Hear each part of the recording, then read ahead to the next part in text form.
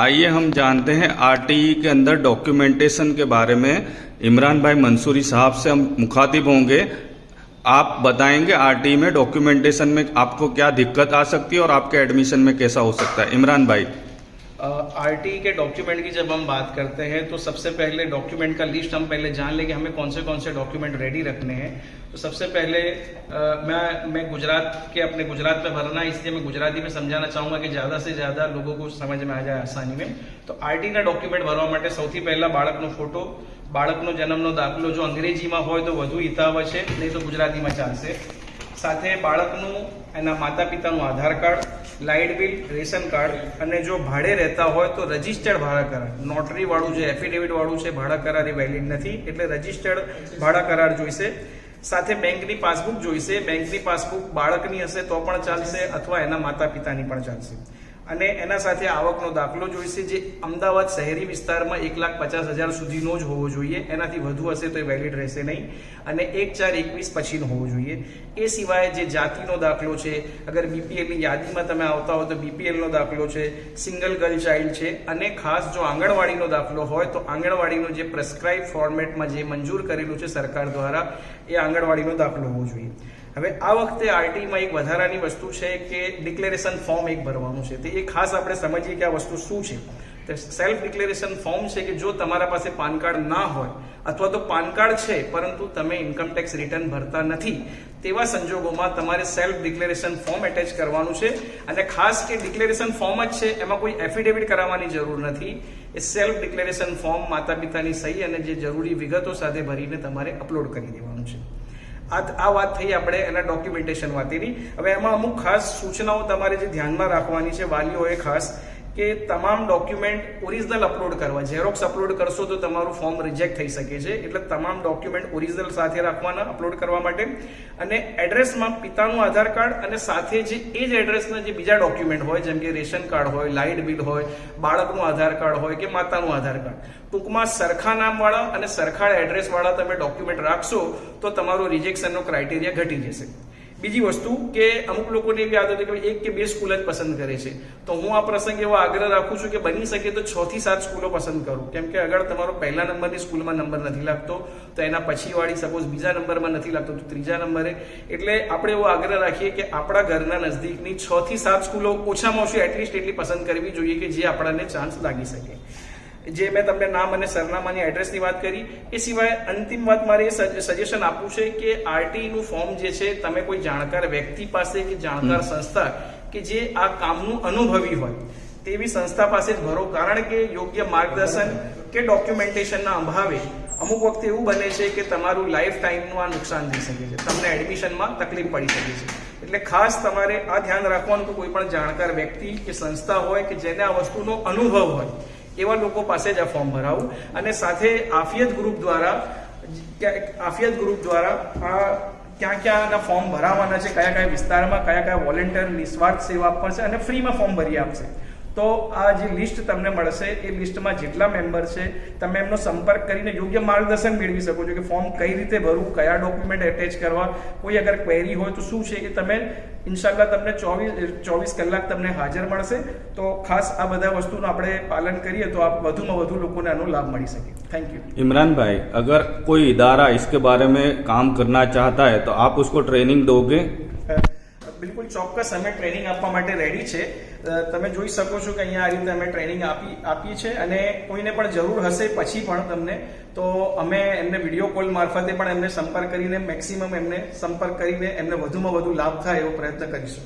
आइए हम मिलते हैं आफियत ग्रुप के technical person mister Faiz Malik साहब से।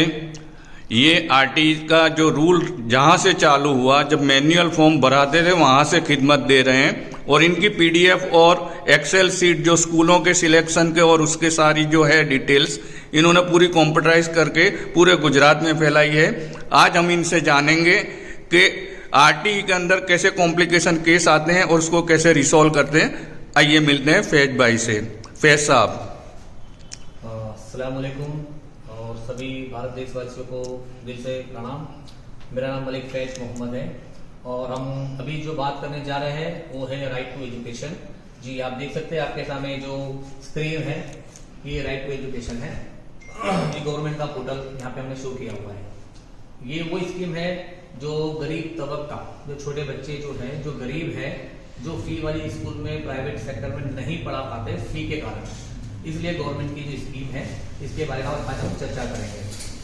इसमें 13 या 14 कैटेगरी ऐसी है जिसमें प्रायोरिटी दी गई है। उसमें सिंगल चाइल्ड है, बीपीएल कार्ड है, अगर सैनिक है और सैनिक एक्सपायर हो चुके हैं उनका लड़का है, मंदबुद्धि का बच्चा है, उन बच्चों को प्रायोरिटी दी गई है। अभी हम जो बात करेंगे, जैसे कि इस बार जो नया क्लोज आया है पैन कार्ड से अभी सभी लोग ज्यादातर डर रहे हैं। मुझे ऐसा लगता है कि डरने की जरूरत नहीं है। पैन कार्ड अगर हमारे पास है हमें सरकार को बताना चाहिए। यहाँ पे एक पॉइंट और है कि भाई आवक का दाखला जो है अहमदाबाद शहरी विस्तार में 1,50,000 रुपए का बनता है और ग्रामीण विस्तार में 1,20,000 रुपए का। मान लीजिए आपकी सैलरी बैंक में आती है और सैलरी आपकी है 20,000 रुपए। गवर्नमेंट के नियम के अनुसार अगर आपकी इनकम 5 लाख से कम है तो आप जीरो इनकम टैक्स शो कर सकते हो। मीन्स मतलब ये हुआ कि आपको इनकम टैक्स एवरी साल, हर साल आपको बताना है गवर्नमेंट को। सिंपल है, कुछ नहीं करना उसमें कि भाई आपकी सैलरी 20,000 रुपए है, उसमें से अगर आपका घर किराए का है तब किराया बताइए। किराया जो पहुंच देती है वो, बच्चा ट्यूशन जाता है, स्कूल जाता है, पेट्रोल खर्च, ये खर्च, वो खर्च, ये सारे खर्च निकाल कर आपकी नेट इनकम जितनी होती है ना वो 1.5 लाख या उसके आसपास ही बनेगी। तो इनकम टैक्स सभी को भरना चाहिए, गवर्नमेंट को बताना भी चाहिए। दूसरा है कॉम्प्लिकेटेड केस। आफियत ग्रुप की जानिब से इस बार पहली बार हमने ये शुरू किया है कॉम्प्लिकेटेड केस। यहाँ पे कॉम्प्लिकेटेड केस में ये है कि भाई हस्बैंड वाइफ किसी भी कारण से साथ में अगर नहीं रहते तो उस केस में या तो मम्मी डॉक्यूमेंट नहीं दे पा रही है या फादर डॉक्यूमेंट नहीं दे पा रहे, उस केस में आफियत ग्रुप यहाँ पे हेल्पफुल आपको रहेगा। आपको हमें कांटेक्ट करना है और आपकी जो डिटेल है वो हमें बतानी है। वो डिटेल किसी को और को भी डिक्लेयर नहीं की जाएगी, वो बनमुट्ठी इंशाल्लाह काम किया जाएगा। और जैसे कॉम्प्लिकेशन केस आते हैं उसमें इजीली डरने की जरूरत नहीं है। उन बच्चों का भी हक है ये आरटी के ऊपर और वो बच्चे का भी एडमिशन आसानी से लिया जा सकता है। आइए आरटी के एक दूसरे सेशन में आपका इस्तकबाल करते हैं। हम आज मिलते हैं रब्बानी भाई शेख से, जो सोशल वर्क काफ़ी सालों से करते हैं। इन्होंने काफ़ी लोगों को मेडिकल में भी हेल्प किए और अभी एजुकेशन में ये काफ़ी सालों से वर्क करते हैं। तो आरटीई के अंदर कौन से केसों में कितना अपना प्रेफरेंस मिल सकता है, इसके बारे में गौर फिक्र करके ये हमें इत्तला देंगे और इसकी इन्फॉर्मेशन आपके लिए कामयाब फॉर्म भरने के लिए होगी। आइए मिलते हैं रब्बानी शेख साहब से। अस्सलाम वालेकुम वरहमतुल्लाहि वबरकातुहू। राइट टू एजुकेशन आरटीई जो पिछले कई सालों से जब मैनुअल फॉर्म भरते थे तभी से हम लोग ये खिदमत दे रहे हैं और अल्लाह का शुक्र है आज दिन तक भी हमारी खिदमत चालू है। आफियत ग्रुप के सभी मेंबर आरटीई शुरू होने के वक्त से अपने आप को इतना ज़्यादा तैयार कर लेते हैं कि वो अपने कामकाज को छोड़कर भी सिर्फ आरटीई के फॉर्म भरने के लिए खिदमत देते रहते हैं। मैं आपको आज आरटीई के कुछ अलग जो मुद्दे हैं उसके बारे में बताऊंगा, जहाँ पर जैसे कि 9 नंबर का एक जो ये कैटेगरी है जिसमें आंगनवाड़ी में अभ्यास करता बालकों। तो इस साल गवर्नमेंट की तरफ से एक नया इम्प्लीमेंट हुआ है ये केस में। पहले ये रहता था कि कोई भी 6 महीना या 3 महीने आंगनवाड़ी में पढ़कर वहां से एक सर्टिफिकेट ले लेते थे, लेकिन इस साल पूरे 2 साल जिसने आंगनवाड़ी में पढ़ाई की होगी तो उसकी एडमिशन डेट और कौन सी डेट तक उसने पढ़ाई की है उसका भी आंगनवाड़ी की जो बहन रहती है वो सही सीख के करके देंगे और उसको अपलोड करना पड़ेगा तो ही वैलिड लिखा जाएगा। उसके अलावा एक रहेगा ये बीपीएल कैटेगरी। बीपीएल कैटेगरी में ज्यादातर लोगों को मिसगाइड किया जाता है, लोग बेचारे खुद उनको अवेयरनेस नहीं रहती है तो मिसगाइड होते हैं। वो बीपीएल रेशन कार्ड लेकर के आ जाते हैं और कहते हैं कि हम बीपीएल में हैं। तो शहरी इलाकों के लिए स्वर्ण जयंती शहरी रोजगार योजना हेठळ बीपीएल यादीનું कार्ड जो अहमदाबाद म्यूनिसिपल कॉर्पोरेशन यूसीटी विभाग की तरफ से 2011 में लास्ट मिला था, उसके बाद ऐसा कोई भी बीपीएल कार्ड नहीं बना हुआ है। 2011 का ही लास्ट है और उसके अंदर भी एक इम्प्लांट हुआ है कि वो कार्ड के अंदर अगर जो बच्चे का आरटीई में एडमिशन लेना है वो बच्चे का नाम होगा तो ही वो कार्ड हम लोग आरटी क्राइटेरिया के अंदर दे पाएंगे। और जिसके पास भी ये कार्ड होगा, उसके बच्चे का नाम होगा, तो उसको फिर आवक के दाखिले की भी कोई ज़रूरत नहीं है, उसका डायरेक्ट बीपीएल कैटेगरी में एडमिशन होने का चांस रहता है। उसके अलावा एक बात रहती है SC ST ओबीसी यानी अदर बैकवर्ड क्लास, जिसे हम बख्शी पंच का दाखिला कहते हैं। तो बख्शी पंच के दाखिले में ये है कि जो बच्चे का एडमिशन आरटीई के लिए, आरटीई में हम लेने के लिए करते हैं, उसके पिता का, वालिद का ही बख्शी पंच का जो दाखिला होगा ओबीसी का वो चलेगा, उनकी मदर का नहीं चलेगा। बाज़ वक्त ये रहता है कि उनकी मदर का उन्होंने अपने फादर के नाम से बना लिया होता है और फादर का नहीं है। जो बच्चे का एडमिशन लेना है उसके फादर का नहीं है, तो वो अप्लाई नहीं कर पाएंगे, फिर वो जनरल कैटेगरी में ही अप्लाई कर पाएंगे। इसके अलावा एक कैटेगरी रहती है 8 नंबर की, अपनी कहाँ गई भाई? ऊपर है।